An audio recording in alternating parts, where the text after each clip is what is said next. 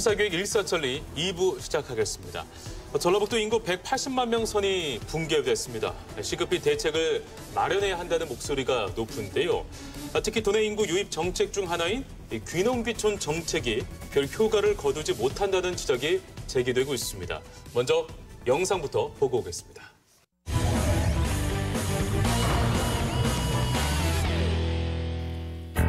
지난 3년간 귀농귀촌 정책에 270억 원의 예산을 쏟아부은 전라북도. 하지만 초라한 성적표 앞에서 그 실효성이 의문시되고 있다. 전라북도의 귀농귀촌 가구는 4만 7천여 가구로 제주를 제외했을 때 꼴찌인 것으로 나타났다. 인구수로 봤을 때도 전북으로 유입된 귀농귀촌인은 타도와 많은 격차를 보이고 있다. 게다가 타 지역에서 전입한 사람보다는 도내에서 이동한 사람이 많아 인구 증가에도 큰 영향을 미치지 못했다. 그렇다면 전북의 귀농귀촌 정책에 대한 만족도는 어느 수준일까? 설문조사 결과 응답자의 약 40%가 불만족을 표시했고 만족하는 비율은 16%에 불과했다.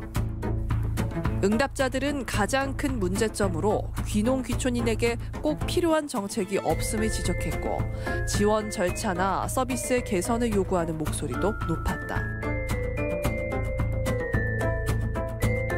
가장 필요한 정책으로는 농지와 주택을 지원해주는 정책을 최우선으로 꼽았다.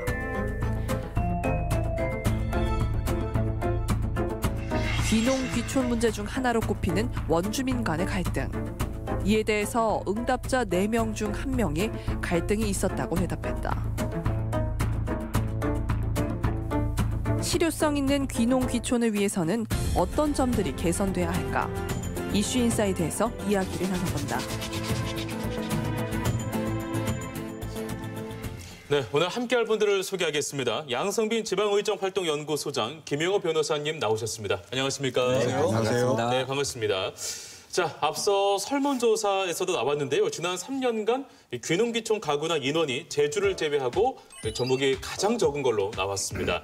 이 결과에 대해서 우선 어떻게 생각하시는지 두 분 의견 한번 좀 들어볼까요? 양성빈 소장님부터요. 네, 타도에 비해서 엄청나게 적은 그 귀농귀촌의 인구를 보면서 전라북도가 180만 명이 무너졌지 않습니까? 네. 그래서 180만 명이 무너진 것도 무관하지 않다. 저는 그런 생각을 해보면서 좀 많은 반성이 필요하다. 저는 그렇게 생각을 합니다. 네. 제가 지난 시절 그 도의원으로 활동하면서 우리 출향인들이 얼마 정도, 어느 정도가 되는지 제가 네. 확인을 한번 해본 적이 있었어요. 그 이유는 귀농귀촌을 하는 경우에 유턴형, 그러니까 시골에서 살다가 도시로 나가서 생활을 한 후에 네. 다시 자기 고향으로 오는 경우가 귀농귀촌의 가장 많은 비율을 차지를 하거든요. 네네. 근데 전라북도 같은 경우 190만 명. 왜 우리는 돌아오지 않았을까? 그런 생각을 해본다면 좀 많이 반성이 필요하다. 전 그렇게 생각을 합니다. 네, 알겠습니다. 김영호 변호사님께서도 뭐 같은 질문을 좀 드리고 싶은데요. 예, 네. 저도 양 소장님 그 의견에 공감을 하고요. 예. 기본적으로 귀농귀촌을 한다고 한다면은 그 전라북도에 내려와서 이제 거주를 목적으로 합니다. 네. 그런데 여기 오지 않았다, 오지 않는다라고 하는 거는 전반적으로 문화 여건이라든가 거주 여건이라든가 경제 여건이라든가 여러 가지 종합적으로 봤을 때 전라북도가 다른 시도에 비해서 좀 부족하다라는 증거거든요. 그렇군요. 그래서 저는 단지 귀농귀촌뿐만 아니라 지금 살고 있는 전북 도민들을 위해서라도 종합적인 한번 점검이 필요하다. 저는 그렇게 생각을 합니다. 사실 이 귀농귀촌을 고민할 때 가장 많이 하는 고민 중 하나가 내가 그곳에서 잘 정착할 수 있을까일 그렇죠, 것 같아요. 이거죠. 네, 그러니까 정착자금 지원, 뭐 예를 들면은 집이나 농지에 관한 지원금 같이 좀 더 구체적이고 현실적인 것들이 필요할 텐데요.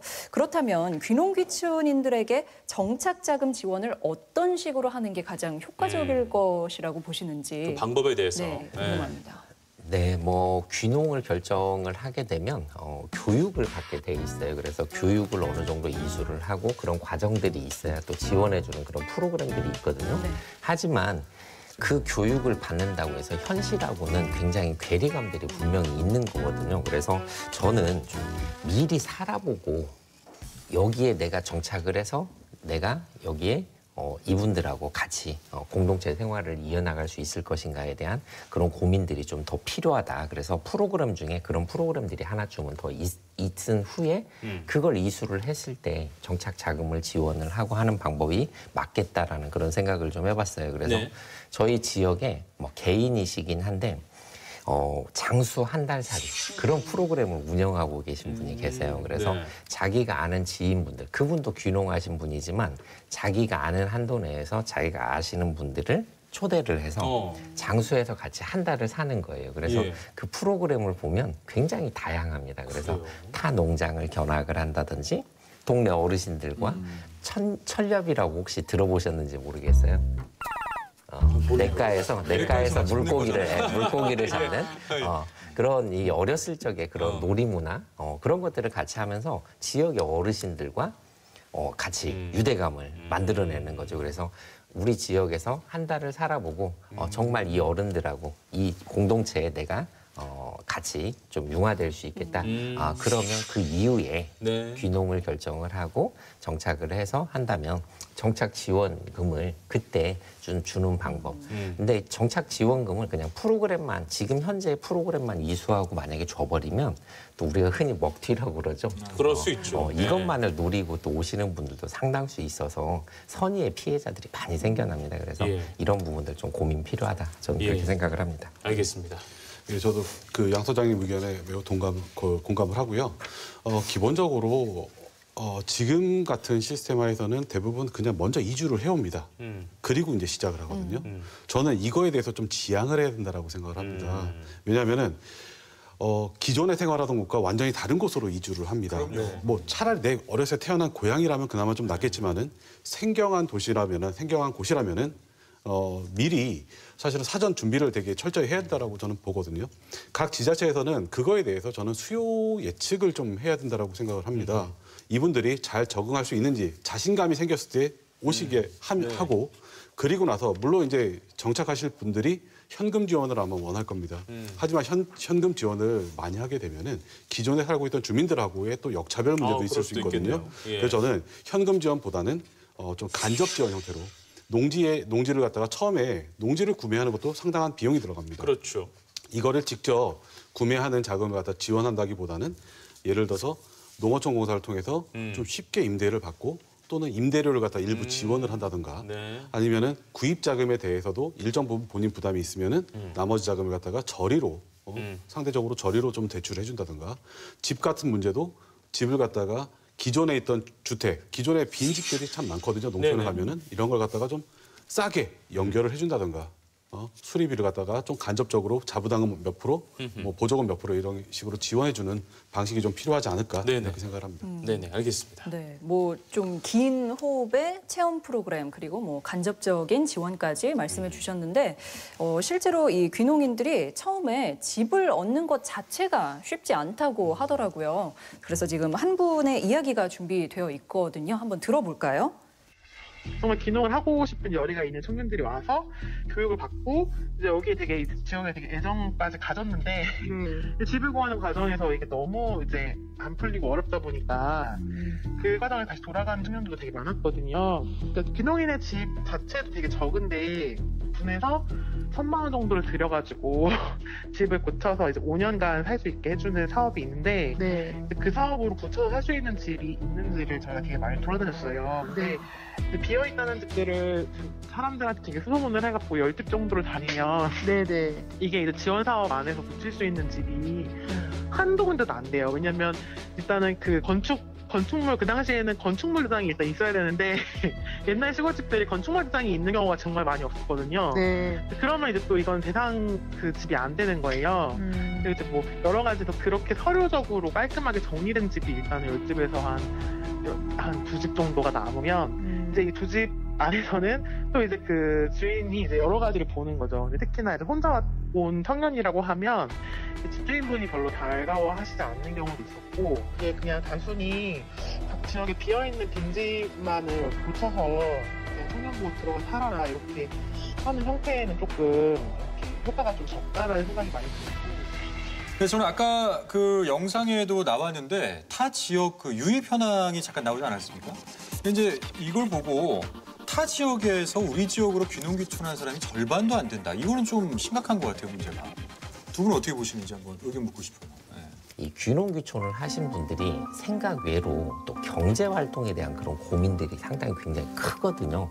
그래서 실제로 농업 이외에 귀농이든 귀촌이든 농업 이외에 경제 활동들을 굉장히 많이 하고 있어요. 그래서 그 우리 귀농 가구의 50.1%가 농업 생산 활동 외에 경제 활동을 하고 있다라는 거죠. 그래서 일반 직장에 취업을 한다든지 임시직으로 아니면 자영업으로 이렇게 일을 하고 있다라는 거죠. 그래서 이러한 부분들이 결국 경제적인 것과 맞물리기 때문에 타 시도에서 오는 것을 좀 꺼려하지 않나 그런 생각들을 좀 해봅니다. 네. 알겠습니다.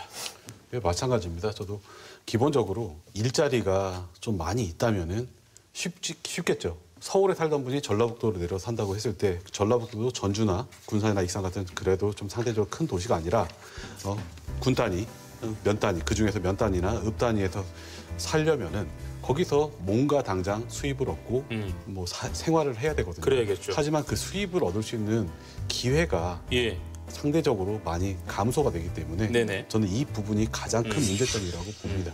알겠습니다.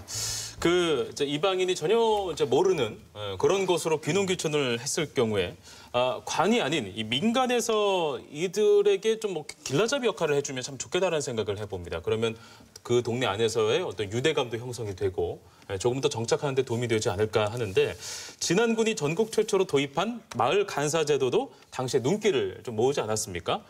실제로 그 마을 주민이 이 귀농 귀촌 안내를 하는 것 이런 것들은 좀 한계가 있을까요? 어떻습니까? 실제적으로. 네, 뭐 지난해에서 추진했던 마을 간사 제도가 가시적인 성과를 냈다라고도 들은 바가 있고요. 예. 실제로 저도 마을 간사 제도가 있다라면 마을에서 어떤 역할이 관에서 주는 소정의 네. 뭐 급여 형태는 아니겠지만 소정의 금액과 또 거기에서 일을 할 수 있다라는 것들 때문에 네. 마을과 마을 주민들과 좀 친해질 수 있는 그런 계기들이 될 수 있다라고 생각을 해요. 그리고 실제로 우리가 귀농 5년 차가 돼야만 어느 정도의 기존의 귀농 전의 소득과 거의 비슷한 수준의 소득을 올릴 수 있거든요. 그래서 귀농 5년 차가 되기 전에 뭐 마을 간사로서의 역할을 하면서 그 수입의 일부를 보전하는 거 굉장히 좋은 제도라고 생각을 해요. 지금 저희가 이 시간을 통해서 대부분 좀 귀농에 대해서 언급을 좀 하고 있는 것 같습니다. 근데 보면 귀촌 정책도 저희가 한번 좀 짚고 넘어가야 될 것 같지 않나 하는 생각이 있는데 귀농에 비해서 귀촌 정책이 좀 부실하다는 이야기가 있어요. 현재는 귀촌 정책은 없다 저는 그렇게 보고 있어요. 그러니까 지금 비율적으로만 봐도 전라북도가 가장 그 귀농인이 귀촌인에 비해서 가장 높은 비율을 차지하고 있음에도 불구하고 전체 귀농 귀촌인에서 귀농인이 차지하는 비율은 10% 정도밖에 되지 않습니다. 그렇다면 귀촌인이 90% 이상을 차지하고 있다고 봐야 되는 건데요. 지금 귀촌인들은 다양한 욕구들과 요구를 가지고 내려오는 반면에 귀농인들의 경우는 말 그대로 전통적으로 이제 농업 지역 중심으로 농업 경제 활동을 하기 위해서 내려온 사람들이어서 사실 욕구 자체가 좀 다르고요. 그러다 보니까 이제 귀촌인들은 이런 직업적 선택이라든가 자연환경이라든가 이런 다양한 욕구를 가지고 내려온단 말이죠. 근데 이제 이런 다양한 욕구들을 접근하거나 충족해 줄 수 있는 정책들이 사실상 귀농귀촌 정책 안에서는 없다고 봐야 되고 있다 하더라도 각 귀촌인들이 이런 것들을 다 정보를 취득하기가 어려운 구조로 지금 형성이 돼 있다는 겁니다. 사람들이 귀농인이라는 표현을 많이 쓰지 귀촌인이라는 표현을 많이 쓰지 않는 이유가 네네. 그냥 대부분 서울에서 누가 왔어 귀농인이야 그렇게 얘기를 하거든요. 맞아요. 예. 네. 그래서 귀농 귀촌을 좀 분리할 필요가 있다. 행정에서 관에서라도 이런 걸 분리를 해서 정책들을 나눠줄 필요는 있다라는 그런 생각이 들어요. 그래서 귀농을 하는 이유, 유형들, 그다음에 귀촌을 하는 유형들이 틀리거든요. 네네. 네. 그런 부분들 경제 생활을 위해서 왔다면 경제 생활을 할 수 있도록 도와주는 그런 정책들이 필요한 거고 농사를 짓기 위해서 농업을 하기 위해서 왔다면 농업을 할 수 있도록 도와줘야 되는데 거의 대부분 지금의 정책들을 보면 귀농 귀촌을 거의 크게 나누지 않는다. 저는 그렇게 판단을 하고 있어요. 그래서 귀촌이 훨씬 많은 인원이거든요. 그래서 맞아요. 예, 보면은 전체적으로 귀농 인구보다 귀촌 인구가 훨씬 많습니다. 하지만 귀촌이라는 얘기를 잘 쓰지 않는 이유들이 네. 서로 그냥 하나라고 생각을 하는 거예요. 그냥 마음속으로 이미 내려오면 농사를 지어야지. 그런 거 그렇죠. 아니야라는 네, 어떤 네, 네. 그런 일반화가 돼 있는 거죠. 네네, 그렇죠. 그런 일반화돼 있는 것들을 행정에서만큼은 분리해줘야 된다. 분리함으로 인해서 분명히 귀촌 인구도, 귀촌 정책도 좀 더 지금보다 활성화될 수 있을 것이다. 예. 그렇게 생각을 합니다. 알겠습니다. 요즘 뭐 전라북도뿐만 아니라 타 지자체에서도 귀농귀촌 정책들을 뭐 활발하다 못해 굉장히 공격적으로 지금 하고 있는 상황입니다. 전라북도의 강점을 살려서 펼칠 수 있는 전라북도만의 귀농귀촌 정책 혹시 뭐 구사하고 싶은 거라든지 뭐 아이디어가 있다면 굉장히 좀 어려운 질문인데 한마디씩 한 분의 시간 한번 가져볼까요? 자유롭게.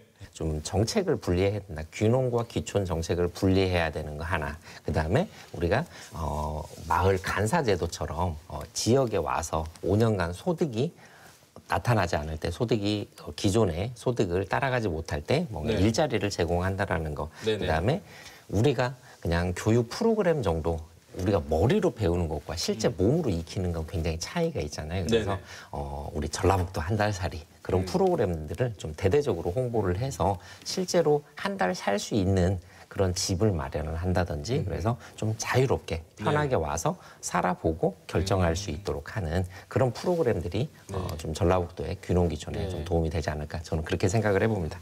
기왕이면은 귀농 귀촌 하시는 분들의 연령대가 좀 젊은 연령대였으면 하는 바람이 있습니다. 20대부터 한 40대 한 초중반 정도까지. 네. 근데 이분들이 가장 크게 우려하는 것 중에 하나가 일자리 문제뿐만 아니라 경제적인 문제뿐만 아니라 아이들 교육 문제입니다. 그런데 이 전라북도의 교육 현실은 사실은 매우 안 좋죠. 근데 저는 순창군에서 하고 있는 인재수급을 한번 벤치마크할 필요가 있다. 순창 같은 경우는 서울에 있는 유명 학원을 안 가더라도 그만한 수준의 교육을 받을 수 있는 여건이 좀 마련돼 있습니다. 저는 개인적으로 좀 그런 순창의 인재숲 같은 모델을 갖다가 모든 지자체에서 좀 펼쳐서 그래서 시골에서도 충분히 교육받을 수 있다라는 부분. 그렇다면은 아이들 때문에 고민하는 부분은 훨씬 더 줄어들 거고요. 좀 더 쉽게 그다음에 좀 더 확고한 마음으로 귀농귀촌을 할 수 있지 않을까 그렇게 생각을 합니다. 자, 오늘 2부에서는요. 전북의 귀농귀촌 정책에 대해서 한번 짚어보는 시간이었습니다. 자, 탐사기 일사천리는 앞으로 더욱 넓고 더욱 깊게 날카로우면서도 따뜻함을 잃지 않는 시선으로 전북 도민 여러분들과 함께하겠습니다. 오늘 함께해 주신 여러분 고맙습니다.